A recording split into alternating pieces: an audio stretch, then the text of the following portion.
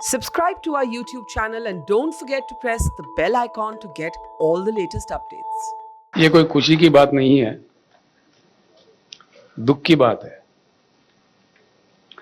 अफसोस है कि 75 साल के आजादी के बाद हम लोगों को इस तरह के सभाएं करने पड़ते हैं। आंखों में पानी आ जाता है, बड़ा दर्द होता है। आखिर ऐसा क्यों है हमारा देश?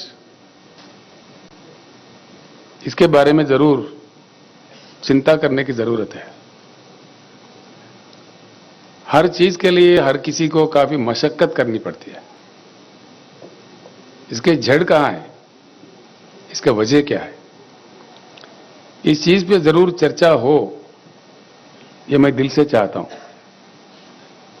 हिंदुस्तान के एक शहरी होने के नाते कईयों ऐसी समस्याएं हैं जिनके लिए लोगों को लड़ने पड़ते हैं, मरने पड़ते हैं, शहादत देनी पड़ती है। क्या मजबूरी है? हम ही नहीं, दुनिया में कई देश है, समस्याएं हर जगह होती है। ऐसा नहीं कि किसी समस्या किसी देश में नहीं है, लेकिन हमारे पास जिस प्रकार की समस्याएं हैं, इस प्रकार के कहीं भी नहीं होते। खैर, आप लोगों ने जो शहादत दी है आपके परिजनों ने, किसान आंदोलन चलाते हुए केंद्र सरकार को मजबूर करके अपने कानून वापस लेने तक जो लड़ाई जारी रखे, मैं उन तमाम किसान नेताओं को, किसान भाइयों को सर झुका के प्रणाम करता हूं। जो लोग शहीद हुए, हम उनको वापस तो ला नहीं सकते, लेकिन जैसा माननीय केजरीवाल जी ने कहा, माननीय मान साहब ने कहा, हमदर्दी हम जरूर जुटा सकते हैं कि आप अकेले नहीं हैं, आपके साथ सारा देश है। हमदर्दी जताने वाला, फील करने वाले लोग हैं। पंजाब एक ऐसी महान राज्य है, महान धरती है, जहां से शहीद आजम भगत सिंह आजादी का जंग लड़े थे। पंजाब ने देश के लिए दो महत्वपूर्ण योगदान दे चुके हैं। एक आजादी के जंग में जिस प्रकार का कुर्बानियां पंजाब ने दी है, हिंदुस्तान का इतिहास कभी नहीं भूल सकता।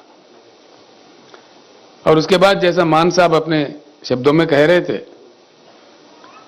सारा देश जब अन्न के लिए परेशान था, खाने के लिए परेशान था, पहला हरित क्रांति पंजाब में लाके अपने खून पसीना बहा के पंजाब के किसानों ने जिस प्रकार का योगदान देश को अन्न दिया, देश को खाना दिया, यह भी कोई कम बात नहीं है।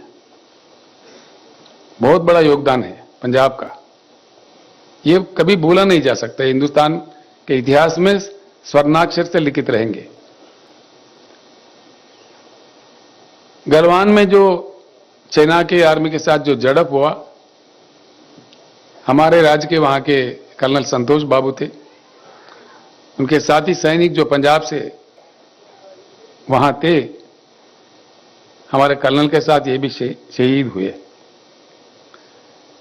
मुझे आना था पंजाब में, आपके राज्य में उन जवान के परिवारों तक जो हम उनके सम्मान में देना चाह रहे थे, वो पहुंचाने के लिए, लेकिन चुनाव चल रहा था यहाँ पे।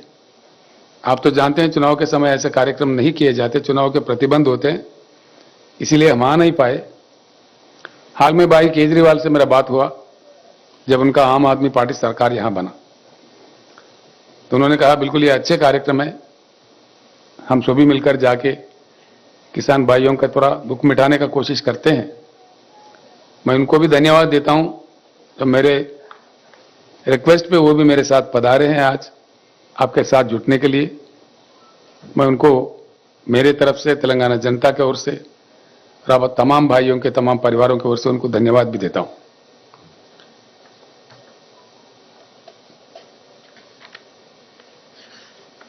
किसान भाइयों से, किसानों से मैं अनुरोध करता हूं जैसा केजरीवाल जी ने कहा, हर राज्य में राज्यों के सरकार कुछ ना कुछ प्रयास कर रहे हैं, हम भी कर रहे हैं। हमारे पास तेलंगाना राज्य बनने से पहले हमारे किसानों का बहुत दुखद स्थिति थी। एक एक दिन 10-10, 12-12, 20-20 किसान आत्महत्या करते थे। बड़ी परेशानी थी, बिजली की किल्लत थी, बिजली पता नहीं कब आता कब जाता है, रात में दिया जाता, रात में जाओ मोटर लगाने तो सांप काटता, बड़ी परेशानी, कोई सुनने वाला नहीं था। अब तेलंगाना राज्य बनने के बाद भगवान की कृपा है, बिजली को हमने ठीक किया। पूरे राज्य में, पूरे वो चाहे उद्योग हो, कमर्शियल हो, डोमेस्टिक हो या सिंचाई के लिए किसानों को हो, 24 घंटा उच्च गुणवत्ता वाला पावर दिया जाता है और वो भी मुफ्त में दिया जाता है। ये बात मैं इसलिए जिक्र कर रहा हूं, आज जो दिल्ली में हमारे सर पे बैठे हुए सरकार है, वो कह रहा है कि भाई मीटर लगा दो, मीटर लगा कर नापो, पैसे वसूल करो, उनको खून चूसो। हमने कह दिया, हमारे असेंबली से कह दिया कि हमारे जान भी जाए लेकिन मीटर नहीं लगाएंगे, आप जो मर्जी कर ले। यानी कि किसी राज्य अगर देना भी चाहता है, अब जैसा कि मान साहब मूंग खरीदने का एमएसपी देके ऐलान किया, वो भी उनको पसंद नहीं है। किसी भी राज्य में किसी मुख्यमंत्री, वहां के प्रशासन कुछ किसानों की भलाई के लिए काम करता है, वो उनको पसंदीदा नहीं है और दबाव डालते हैं। बड़े अजीब अजीब चीजें मिलते हैं। आप लोगों ने आंदोलन किया, आप बखूब जानते हैं कि क्या क्या, कि किस प्रकार का उन्होंने आरोप लगाया। आंदोलन के साथ खालिस्तानी कहा, देशद्रोही कहा, पता नहीं क्या क्या कहा, हम सुन रहे थे। तो मेरा एक ही प्रार्थना होगा किसान नेताओं से, इस आंदोलन को हम जरूर जारी रखें। आपके आंदोलन जो चलना चाहिए सिर्फ पंजाब, हरियाणा, उत्तर प्रदेश या दिल्ली, इन राज्यों से नहीं, सारे हिंदुस्तान से चलना चाहिए।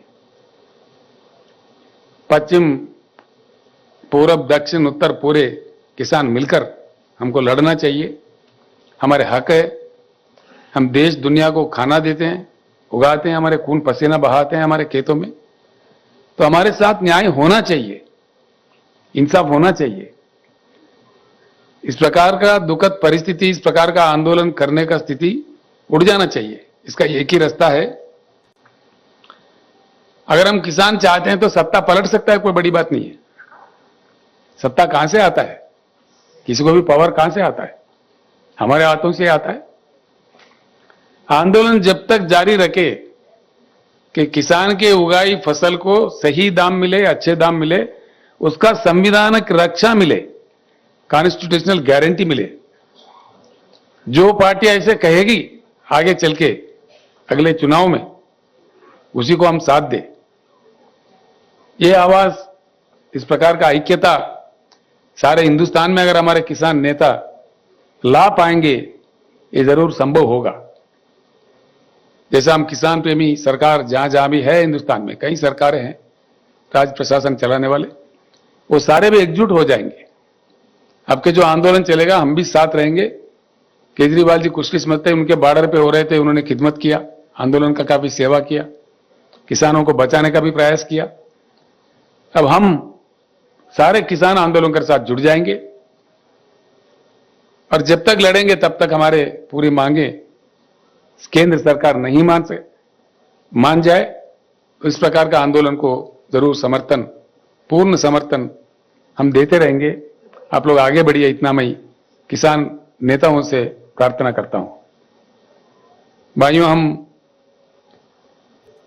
जिन लोगों ने जान गंवाई है, उनको वापस तो ला के नहीं दे सकते आपको, बस आपके साथ हमदर्दी जता के कुछ अच्छे शब्द बोलने के लिए, आपके थोड़ा मन शांति करने के लिए आए हैं।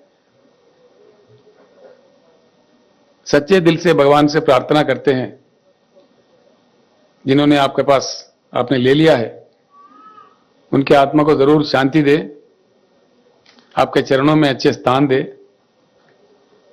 और परिवारों से भी हम प्रार्थना करते हैं जो आत्मशक्ति के इस दुख को सहने का भगवान आपको सौंपे।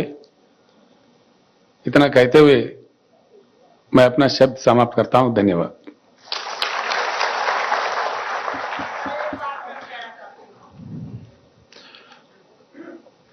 बहुत बहुत आभार आदरणीय। जो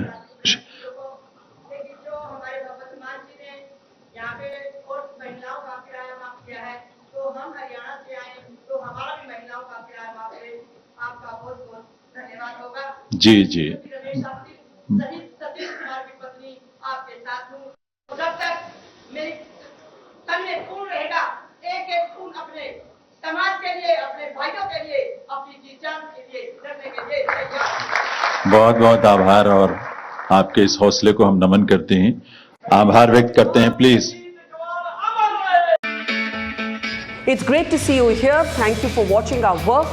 If you haven't subscribed yet, don't forget to click the bell icon and subscribe to Mojo Story and support independent, robust journalism.